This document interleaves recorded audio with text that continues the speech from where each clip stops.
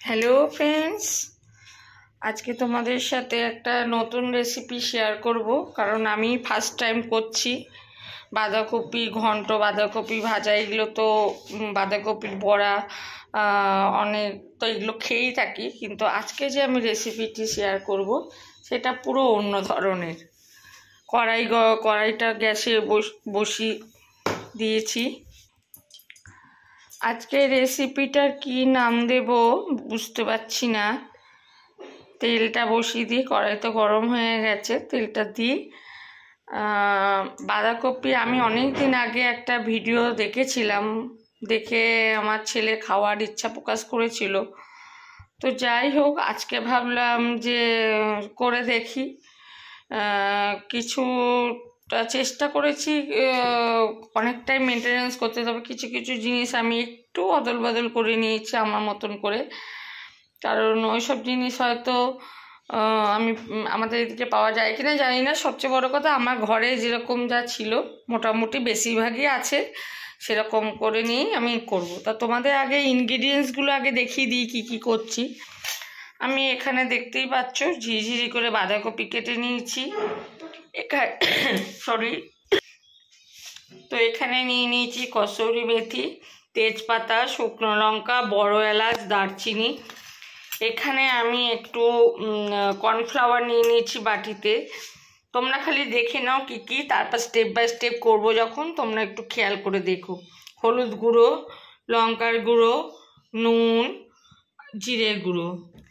এখানে আছে chilli flakes নিয়েছি, অরিগ্যানো নিয়েছি, আচ্ছা বেকিং পাউডার নিয়েছি, গোলমরিচের গুঁড়ো নিয়েছি, হিং নিয়েছি একটু, মিট মশলা নিয়েছি এভারেস্টের। আর এই থালিটার মধ্যে আছে দেখো ধনেপাতা, পেঁয়াজ, একটা বেশ বড় সাইজেরই পেঁয়াজ, একটা মাঝারি, মানে মোটামুটি যতটা আমার পরিমাণ নিয়েছি সেই পরিমাণ মতন। তোমাদের যদি লোক সংখ্যা বেশি হয় সেরকম পরিমাণ বাড়াবে। আমরা 3 জন লোক, সেই মতন আইটেম নিয়ে করছি। তো তোমাদের লোক বেশি থাকলে তোমরা বাঁধাকপির পরিমাণটাও বাড়াবে, তার সঙ্গে সমস্ত আইটেমগুলোও বাড়াবে। তো আমি ওই মাঝারি থেকে একটু বড় পেঁয়াজ নিয়েছি, মাঝারি সাইজের একটা টমেটো নিয়েছি, 4-5-6 কোয়া রসুন, 1 ইঞ্চির মতন আদা, মটরশুঁটি নিয়েছি। মটরশুঁটির অনেক দাম, তাই অল্প করেই নিয়েছি।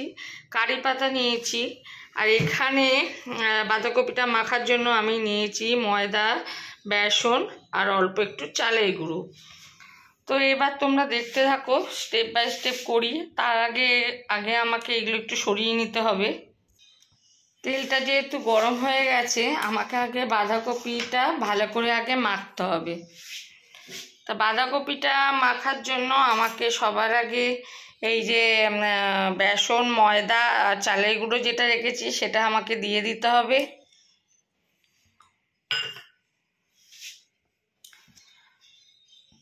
হলুদ দিতে হবে,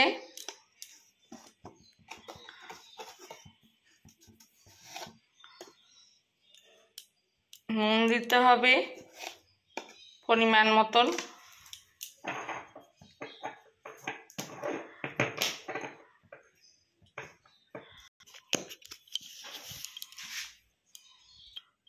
অরিগ্যানো দিলাম, ওটা মনে হয় মিস হয়ে গেছে দেখানোটা,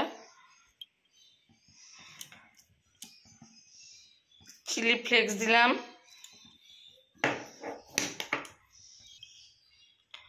অরিগ্যানো চিলি ফ্লেক্স দেওয়া কমপ্লিট। একটু হিং দিলাম। জায়গাটা মনে হচ্ছে ছোট হয়ে গেল। আচ্ছা, এটা ভালো করে হাত দিয়ে মেখে নিতে হবে। আগে বাঁধাকপি চটকে চটকে মেখে নিতে হবে। মেখে নিই, তারপর তোমাদের কাছে ফিরে আসছি। তো একটু জল আর লাগছে না আমার, যেটুকু বাঁধাকপির মধ্যে যে একটু জলো ভাব ছিল সেটাই একটু প্রেশার দিয়ে দিয়ে মাখলেই মাখা হয়ে গেছে। এরকম ভালো করে চটকে চটকে মেখে নিতে হবে।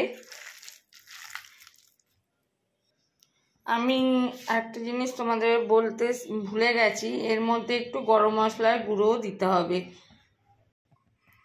তো চলো, এই যে গরম মশলা গুঁড়ো দিয়ে দিয়েছি, এবার ভালো করে মাখা হয়ে গেছে, হাতটা ভালো করে ধুয়ে আসি। তো কড়াইতে তো তেল গরম হয়েই গেছে, তোমরা দেখতেই পাচ্ছ। আমি হাতে করে করে যেমন বাঁধাকপির পকোড়া করা হয় সেরকম করে করে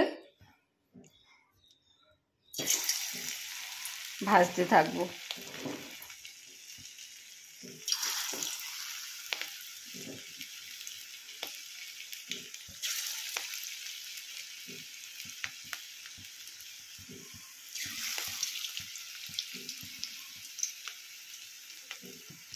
একবারে বেশি গাদাগাদি করে ভাজার দরকার নেই, প্রয়োজন হলে 2-3 বারে ভাজতে হবে, কারণ যেহেতু এখানে বেসনের পরিমাণ আর ময়দার পরিমাণ ইকুয়ালি আছে, চালের গুঁড়ো তার থেকে কম আছে, এই জন্য একটু সাবধানে ভাজতে হবে।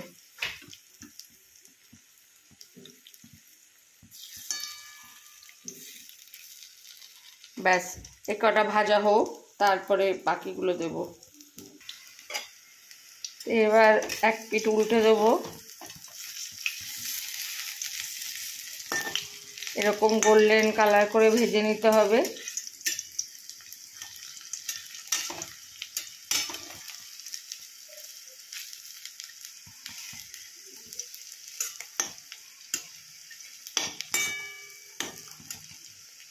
তো এটা এই পিঠটা ভাজা হোক, সময় নষ্ট না করে একটা মশলা তৈরি করতে হবে, সেটা তোমাদের সঙ্গে শেয়ার করে নিই। তো এখানে দেখতেই পাচ্ছ মিক্সিতে একটুখানি জল নিয়ে নিয়েছি, তার মধ্যে আমি এই ধনে পাতাগুলো দিয়ে দেবো। এগুলো আমাদের বাড়ির মানে টবে হয়েছে সেই ধনে পাতা।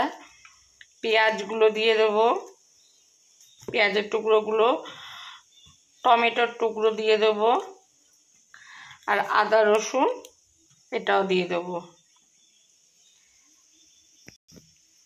আর মশলাটার মধ্যে একটু নুন দেবো। এবার এটা একটা পেস্ট করতে হবে, পেস্টটা করে নিই, তারপর ফিরে আসছি। তো এটা ভাজা হয়ে গেছে, এবার এগুলো তুলে নেব।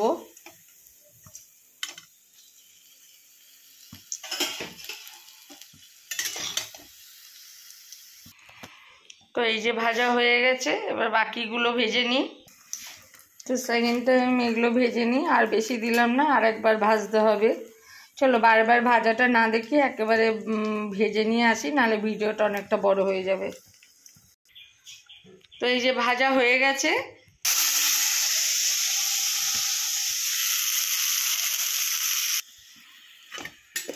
এইটা এবার কষাতে হবে।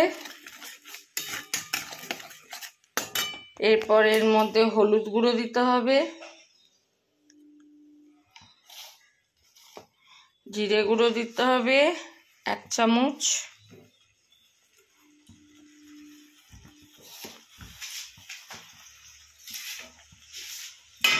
কারি পাতা দিতে হবে,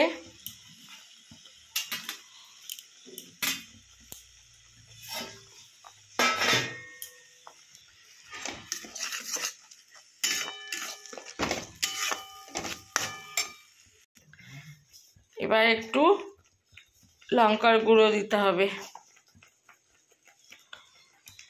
বেশি লঙ্কার গুঁড়ো দেব না, গোলমরিচের গুঁড়ো দেব।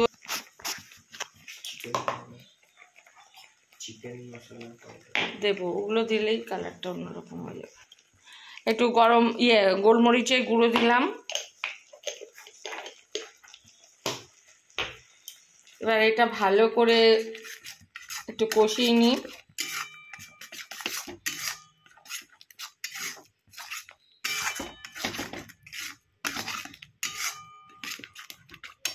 এবার মিট মশলা দেব,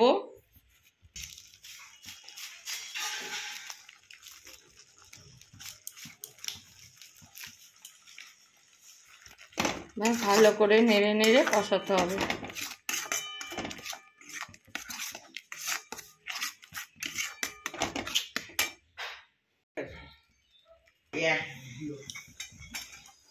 মটরশুঁটি দিলাম আর কসৌরি মেথি দিয়ে দিলাম।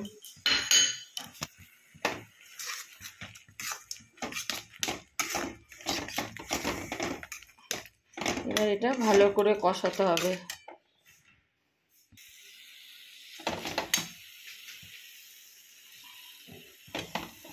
তো মটরশুঁটিটা দেওয়ার পর ভালোভাবে এখনো মশলাটা কষিয়ে চলেছি। এবার জল দেওয়ার টাইম হয়ে গেছে।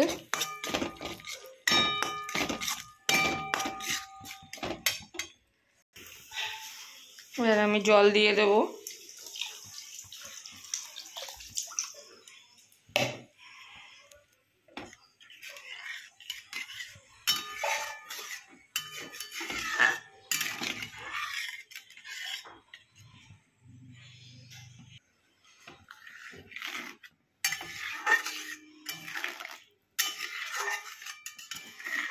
ভালো করে এটা ফুটে উঠুক, ততক্ষণে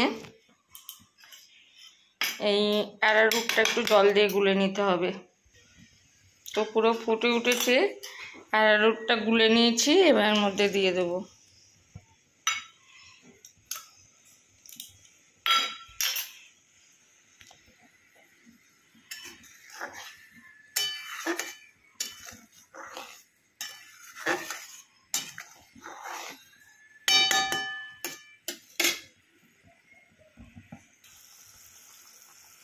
তো একটু এই সয়া সস দিয়ে দেবো।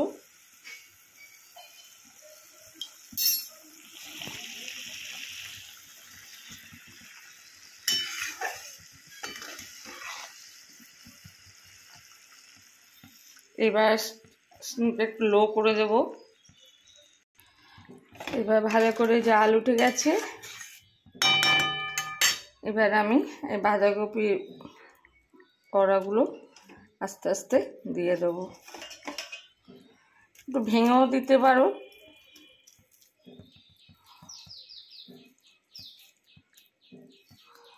গোটাও দিতে পারো। আমি কিছু ভেঙে কিছু গোটা দিচ্ছি।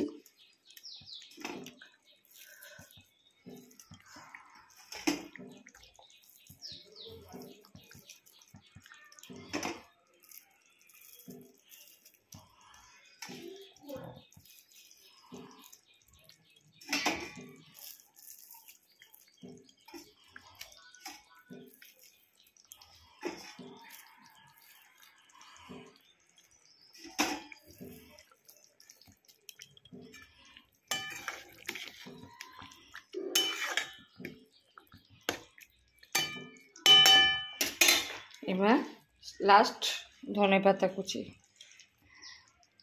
ওই যে বললাম আমার টবে হয়েছে, ছাদ বাগানের টবে ধনেপাতা, টাটকা ধনেপাতা নিয়ে নিলাম। তো এটাই দেখতে পাচ্ছ ফাইনাল লুক। চলো তোমাদের ঢেলে দেখাই। গ্যাসটা নিভিয়ে দিলাম। তো এই যে বন্ধুরা, লাইটটা জ্বালিয়ে দিল। এই দেখো, এটাকে কি নাম দিতে পারো? ক্যাবেজ মাঞ্চুরিয়ান আমার ছেলে বলছে। যাই হোক, তাই নাম দেওয়া হলো। আমি তো ভাবছিলাম যে বাঁধাকপির পকোড়া কারি নাম দেব। যেটা খুশি নাম দিতে পারো, আমার মনে নেই কি নাম দিয়েছে। তো কেমন লাগলো রেসিপিটা অবশ্যই লাইক কমেন্ট করে জানিও। যদি আমার ফেসবুক পেজ ইচ্ছে ডায়েরি থেকে দেখে থাকো তাহলে অবশ্যই পেজটাকে ফলো করে দিও। আর যদি আমার ইউটিউব চ্যানেল পঞ্চব্যঞ্জন থেকে দেখে থাকো তাহলে প্লিজ আমার চ্যানেলটিকে সাবস্ক্রাইব করে দিয়ে পাশের বেল আইকনটা প্রেস করে দিও। তাহলেও নেক্সট ভিডিওর নোটিফিকেশনগুলো তোমাদের কাছে সকলের আগে পৌঁছে যেতে পারে। তাহলে আজকের মতন ভিডিওটা এখানেই শেষ করলাম। তোমরা সবাই ভালো থেকো, সুস্থ থেকো। আবার অন্য কোনো দিন অন্য কোনো ভিডিও নিয়ে আমি হাজির হয়ে যাব। আজকের মতন টাটা।